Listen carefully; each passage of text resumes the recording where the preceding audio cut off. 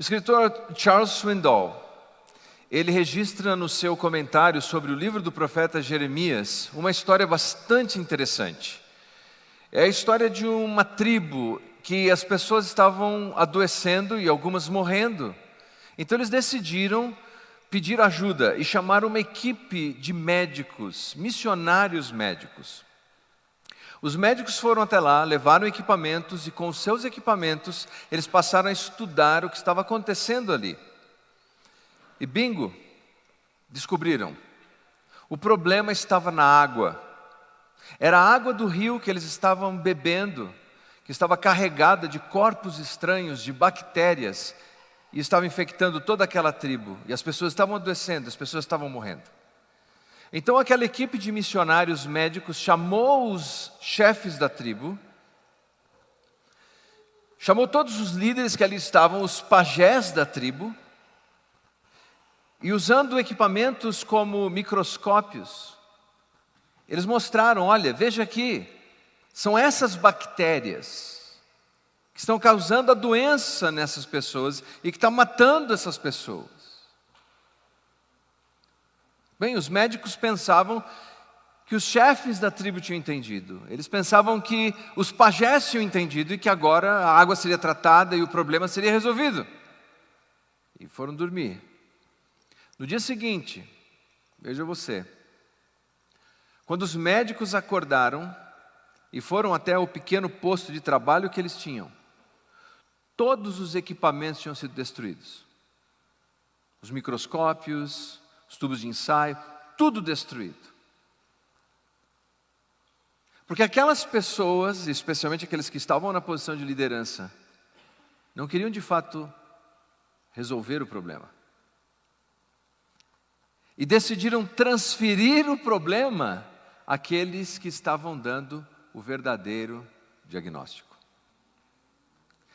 Desde os tempos mais antigos costuma-se dizer que não devemos matar o mensageiro. O mensageiro apenas transmite a mensagem.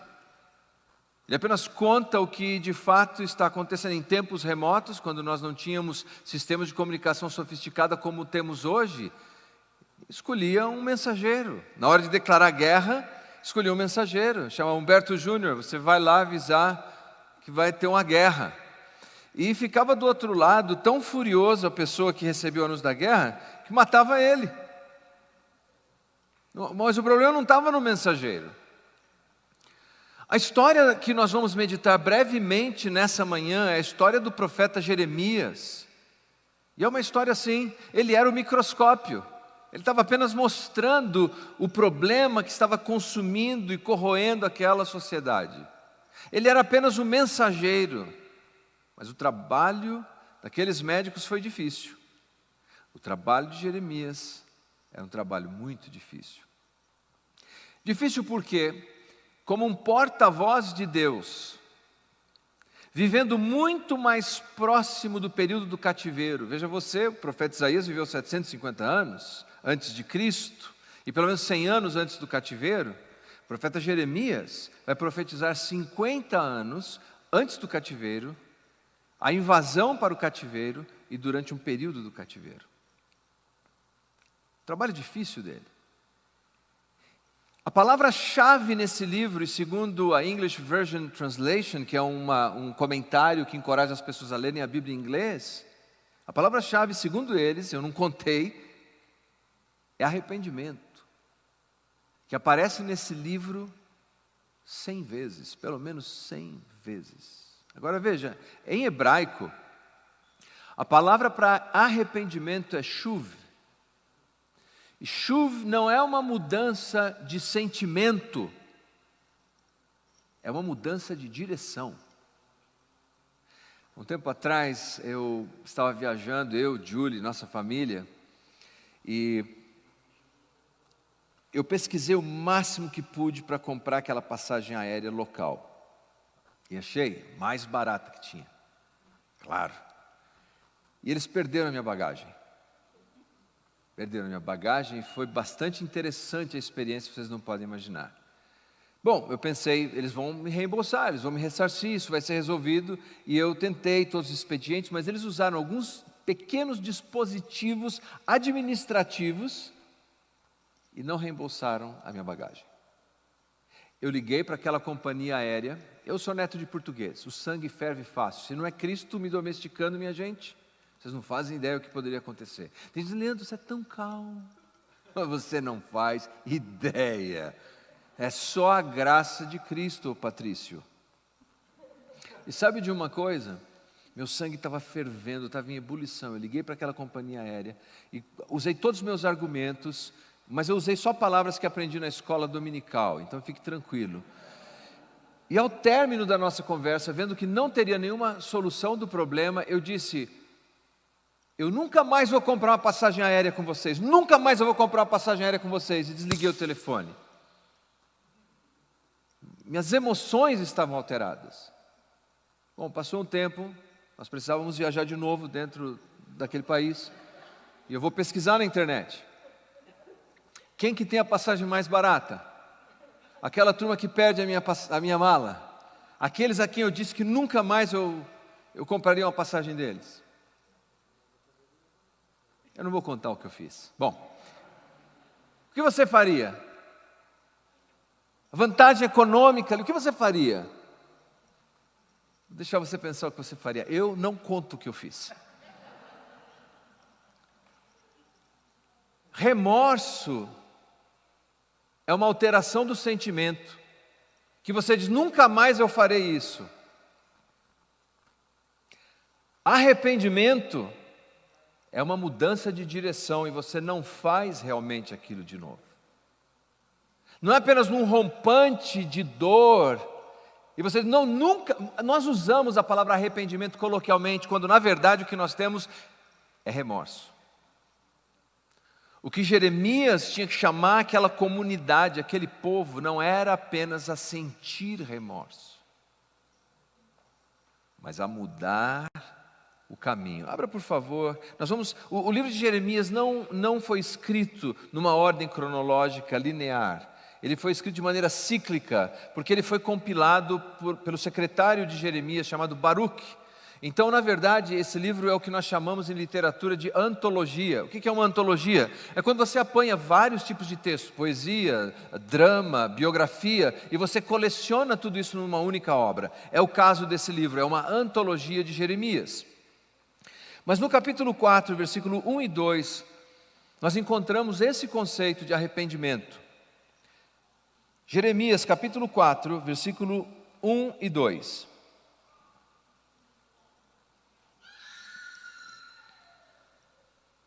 Se você encontrou, por favor, diga amém. Se voltares, se mudar o caminho, se voltares, ó Israel, diz o Senhor, volta para mim. Se removeres as tuas abominações de diante de mim, não mais andarás vagueando. Se jurares pela vida do Senhor em verdade, em juízo e em justiça, então nele serão benditas as nações, e nele se glorificarão. Veja a palavra que o profeta tinha que anunciar.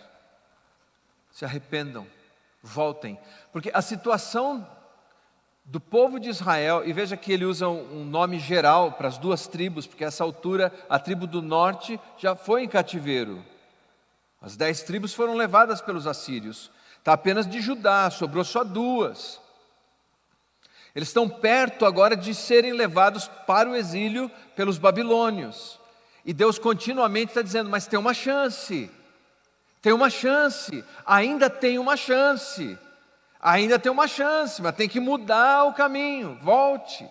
É tão dramática a situação deles que veja você que no capítulo 2, no versículo 26, Deus compara o povo de Judá como se fosse um ladrão que foi pego em flagrante. E diz assim, olha, como se envergonha o ladrão quando o apanham, assim se envergonha a casa de Israel. Era mais ou menos o seguinte, eles estavam fazendo tudo errado, e como Deus é misericordioso, Deus é misericordioso. Eles interpretaram a misericórdia de Deus como um descaso, como se absolutamente nada fosse acontecer. É como alguém que se envereda pelo caminho errado, sabe que está fazendo errado, sabe que está fazendo torto, e a primeira vez, se ele é um jovem, se ele cresceu, sei lá, na igreja, desde pequeno, ele fala, se eu fizer isso errado, vai cair um raio na minha cabeça. Ele faz o errado. Ué? Não caiu? E a mãe e o pai falam, não, se você, olha que o senhor, olha... Não. Aí ele faz de novo. Raio? Não. Não. Aí ele começa a achar que nunca vai cair o raio. Que ele pode perpetuamente continuar com seus desmandos e erros e desvios e rebeldia. Era o que estava acontecendo com Judá. Não vai acontecer nada, mas quando o profeta diz, vocês são como um ladrão que foi pego em flagrante, e que passam vergonha, assim, Deus está vendo o que está acontecendo aí. E qual era o grande desafio que ele tinha ali, o profeta, para lidar? Primeiro, existia uma corrupção generalizada naquela nação. Eles estavam de todo corrompidos em todos os níveis. Eu vou rapidamente passar em alguns textos aqui. Veja você que em Jeremias nós lemos no capítulo 2, versículo 34 e 35 o seguinte: nas orlas dos teus vestidos se achou também o sangue dos pobres e inocentes, não surpreendidos no ato de roubar, apesar de todas estas coisas. Eles, evidentemente, na sua corrupção, estão desprezando aqueles que são mais carentes. Nem o interesse. Não só desprezavam o mais carente, quanto abusavam e tiravam vantagem dos mais carentes. Capítulo 2, versículo 34 e 35. A corrupção da sexualidade. Como vendo isto te perdoaria?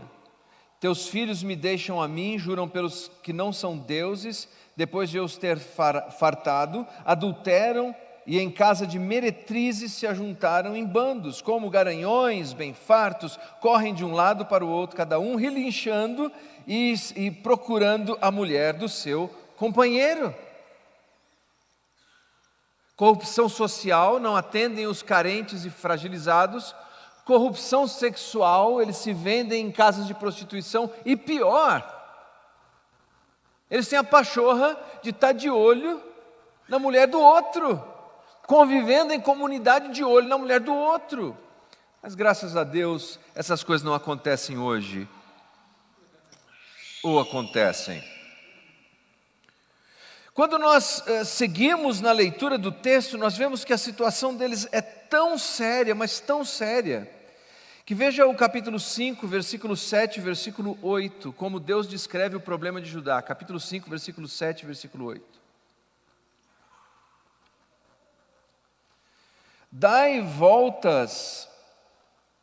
Versículo 1. Dai voltas às ruas de Jerusalém, vede agora, procurai saber, buscai pelas praças, a ver se achais alguém, se há um homem que pratique a justiça, ou busque a verdade, e eu perdoo a cidade inteira.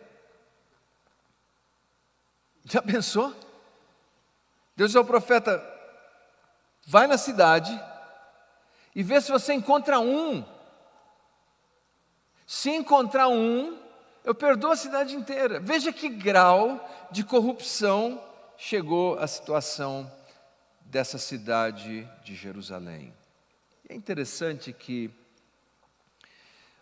Deus então levanta esse profeta para comunicar a sua mensagem, mas ele não comunica a mensagem apenas verbalmente, falando. Ele comunica a mensagem falando, escrevendo, dramatizando a mensagem, usando recursos visuais.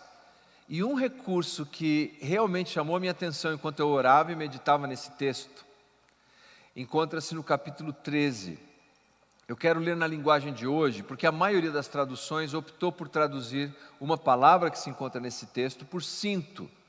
Mas eu creio que a nova tradução na linguagem de hoje traduziu acertadamente o texto. Olha só.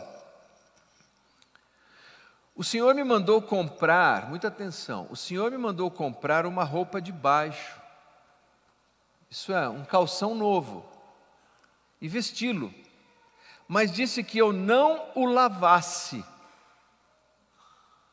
Eu fiz o que o Senhor mandou, eu comprei o calção, eu vesti. Aí o Senhor falou comigo outra vez, Ele disse, vá até o rio Eufrates, esconda o calção num buraco na rocha. Eu fui, e eu escondi perto do rio Eufrates como o Senhor havia mandado. Algum tempo depois, o Senhor me disse que voltasse ao rio Eufrates e apanhasse o calção que Ele me havia mandado esconder. Voltei lá, procurei e achei o lugar onde eu havia escondido. Mas o calção tinha apodrecido e não prestava mais. O que Ele mandou comprar? O que Ele mandou comprar? Um calção de baixo. O que é um calção de baixo? Está na igreja, mas pode falar, todo mundo usa. Uma cueca. Você fala, compra uma cueca nova e usa. As irmãs devem imaginar como que fica uma situação dessa. Pega a cueca usada. Veja, é dramática a linguagem do profeta, é que a gente vai fazendo tantas limpezas no texto e purificando tanto o texto que perde o drama da mensagem. Pega a cueca suja, mas ainda não está suja o suficiente, põe num buraco perto do rio, para ter bastante umidade, e deixa. E volta lá agora e apanha essa cueca que está escondida. E ele diz assim, quando eu peguei, está podre. E Deus diz, assim é o povo de Judá. Esse povo virou uma cueca podre. Já pensou nisso? Por quê? Porque os desmandos deles, porque a rebeldia deles, porque o desinteresse deles para com Deus, fez com que eles praticassem isso. E aqui surge algo que é bastante interessante. Quando nós pensamos em idolatria, que é o primeiro problema que aparece nesse texto, idolatria, nós temos a tendência de imaginar a idolatria apenas como alguém que vai lá e se curva diante de uma reprodução material de alguma divindade. Mas a idolatria é essencialmente a projeção das expectativas de alguém. A idolatria é essencialmente a projeção das expectativas de alguém. Um exemplo, o Senhor orientava aquele homem que ele deveria ser fiel à sua esposa, ele deveria honrar a sua casa, ele deveria honrar a sua família. Mas o homem queria se portar na linguagem do profeta como um garanhão, e sair de casa em casa, de lugar em lugar, de prostíbulo em prostíbulo. Então o que ele fazia? Ele trocava o Senhor por um outro Deus, por exemplo, pela divindade pagã Astarote, que tinha prostitutas cultuais. Então, por meio dessa idolatria, ele podia expressar toda a sua canalice e desvio de conduta. Se eu não quero seguir o Deus revelado na Bíblia, então eu crio um outro Deus. A mesma coisa para aqueles que queriam prosperar demais e de repente a família e os filhos estavam atrapalhando, eles adoravam Moloque. E faziam o quê? Queimavam os filhos vivos no altar de Moloque. Você está me atrapalhando, eu quero ser próspero, eu quero ter mais. Embora o Deus da Bíblia atribuísse aos pais a responsabilidade de zelar pelos seus filhos. A idolatria é essencialmente a projeção das expectativas sem virtudes de alguém a um Deus que ele cria. Às vezes nós fazemos isso. Nós não aceitamos o Deus da Bíblia, o que o Deus da Bíblia tem a dizer, ou qual a orientação que ele tem, então nós projetamos na nossa mente um outro Deus. E eu digo a você que se você quiser procurar no Google, você vai encontrar deuses customizados, as suas expectativas, para você fazer o que quiser fazer. Mas lembre-se, assim como Deus chamou o profeta para uma missão difícil, Ele também nos chamou para uma missão difícil. para sermos diferentes. Veja, ele tinha que denunciar tudo isso. É por isso que o capítulo 1 diz assim: veja que hoje eu dou a você autoridade sobre as nações e reinos para arrancar, despedaçar, arruinar, destruir, mas para edificar e para plantar. O Humberto Júnior, nosso presbítero, leu sobre o oleiro. É uma das imagens que aparece no texto. O profeta foi enviado para isso, para destruir a massa que não está boa e para fazer de novo. Uma coisa interessante sobre cerâmica, até uma irmã da nossa comunidade comentou num dos meus posts, chama-se memória da argila. A memória da argila é exatamente isso: quando um oleiro abre a argila, vai preparar alguma coisa, mas ela não toma a forma que deveria tomar.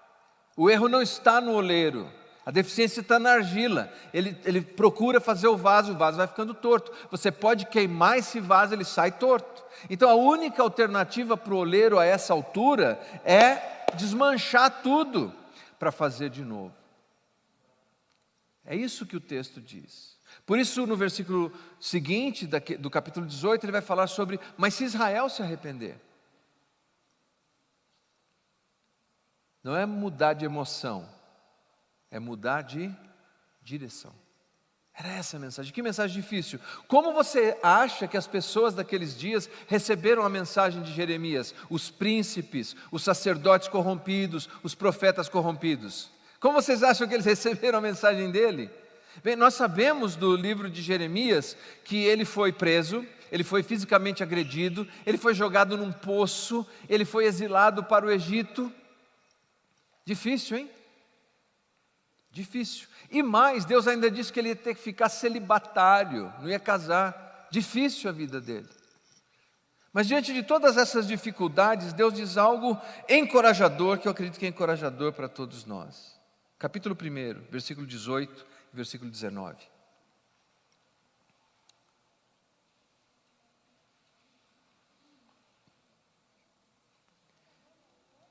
E hoje, eu faço de você uma cidade fortificada, uma coluna de ferro, um muro de bronze, contra toda a terra, contra os reis de Judá, seus oficiais, seus sacerdotes e o povo da terra. Eles lutarão contra você, mas não o vencerão, pois eu estou com você e eu te protegerei. Difícil a missão de Jeremias, de ser diferente, de anunciar uma mensagem diferente, de ser um contraponto. Mas a vida do povo de Judá também era uma vida difícil, porque eles sofreriam as consequências das suas escolhas, seriam levados no cativeiro, perderiam a sua casa, perderiam seus filhos. Nós podemos dizer que os dois estavam ali diante de dificuldades, não é? O povo que estava escolhendo o caminho de rebelião contra Deus estava fazendo uma escolha difícil. E Jeremias estava fazendo uma escolha difícil ao se colocar contrário a tudo aquilo. Mas Deus diz a Jeremias: Jeremias, mesmo que você tenha que escolher o caminho difícil, de fazer da sua casa uma casa diferente, de anunciar uma mensagem que é diferente, de se portar de maneira diferente, de fazer negócio de uma maneira diferente, de viver o evangelho de uma maneira diferente, apesar de ser difícil, eu estou com você. E eu vou fazer de você uma cidade fortificada. Eu vou fazer de você uma coluna de ferro. Eu vou fazer de você um muro de bronze. Eles vão se levantar contra você, mas eles não vão vencer você, porque eu vou proteger você. Eu li um texto, é anônimo, ele circulou bastante na internet, nas redes sociais, você deve ter visto. Diz assim: casamento é difícil, mas divórcio é difícil, escolha o seu difícil. Obesidade é difícil, ser saudável é difícil, escolha o seu difícil. Ter dívida é difícil, ser financeiramente disciplinado é difícil, escolha o seu difícil. Comunicar-se é difícil, não comunicar-se é difícil, escolha o seu difícil. A vida nunca é fácil, será sempre difícil, mas nós podemos escolher o nosso difícil. Judá fez uma escolha difícil contra Deus e sofreu aquelas consequências que Deus tantas vezes anunciou. Jeremias fez uma escolha difícil, mas ficou ao lado de Deus. Cada um de nós nessa manhã deve ter alguma área da vida, ou alguma situação com a qual deve lidar, que não é fácil. Você sabe. Há alguma área na sua vida, talvez é uma pessoa difícil, talvez é um negócio difícil, talvez é uma situação tão difícil com a qual você sabe que tem que lidar. E por ser difícil você está procrastinando. Você não está resolvendo, você não está encarando de frente, você não está tratando disso. Está empurrando com a barriga como costumamos dizer. Mas que tal, pela graça de Cristo, pelo exemplo de Jeremias, escolhemos o nosso difícil e fazemos o que é certo, na certeza de que o poder de Deus estará conosco. Esse é o desafio do profeta. Aliás, nesse livro de chamamento ao arrependimento e de tantas exortações, há uma promessa maravilhosa que se chama a nova aliança, quando Deus diz assim: eu escreverei no coração deles a minha lei. Essa profecia eu entendo que ela terá seu cumprimento pleno no futuro, escatologicamente, mas para nós, os que cremos, nós já desfrutamos do benefício da nova aliança, porque nós recebemos a presença do Espírito Santo de Deus em nossa vida. Qual é a área difícil para você? Que você pensa, que te incomoda? Eu não sei qual é, eu tenho as minhas, que eu gostaria que não estivessem ali, mas cada um de nós é chamado, é vocacionado, é preparado, é encaminhado, é orientado por Deus. Jeremias era essa, mas qual é a sua? O nome Jeremias significa o Senhor exalta. Se nós fizermos aquilo que o Senhor nos vocacionou a fazer, por mais difícil que seja, é o Senhor quem nos exaltará. Então, em nome de Jesus, se prepare para enfrentar o seu difícil hoje. Eu quero encerrar com uma visão que eu tive essa semana. Não uma visão espiritual, mas uma visão do dia a dia. Era 6:50 da manhã e eu estava indo levar a Melina para a escola. E do lado direito do carro, no engarrafamento, vinha um carroceiro, um catador. O carrinho dele cheio, transbordando de coisas. Mas ele caminhava, puxando aquele carrinho com uma vontade, gente. Impressionante. Uma pegada naquele carrinho. 6:50 da manhã. E que me chamou a atenção o jeito dele passar ali do meu lado, tão determinado.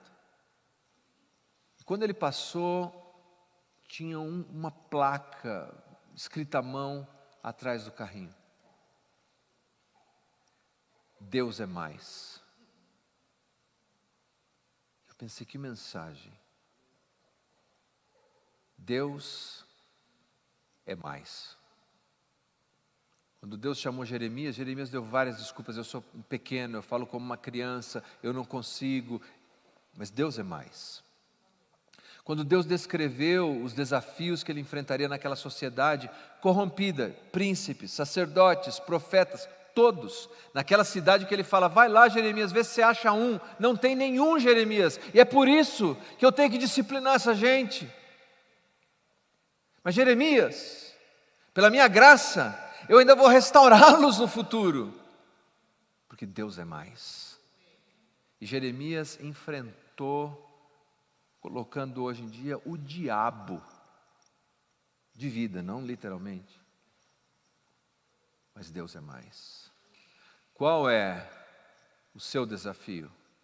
Qual é o seu desafio? Qual é a missão que você recebeu, que você olha e fala: poxa, amanhã é segunda-feira, isso aqui está difícil. Se eu pudesse, eu escapava dessa. Se eu pudesse, eu não teria essa conversa. Se eu pudesse, eu não falaria com essa pessoa. Se eu pudesse, eu fugia disso. Não fuja, não corra, não se esconda. O Senhor coloca você como uma cidade fortificada, como uma coluna de ferro, como uma muralha de bronze. Ele diz: eles se levantam contra você, mas eu protegerei você, porque o Senhor é mais. O Senhor é mais. Então, em nome de Jesus, vamos nos colocar em pé nesse momento, confiando que o mesmo Deus, o Senhor que exalta, nos dá sempre essa escolha. É o oleiro que vai fazer da massa o vaso para a sua glória.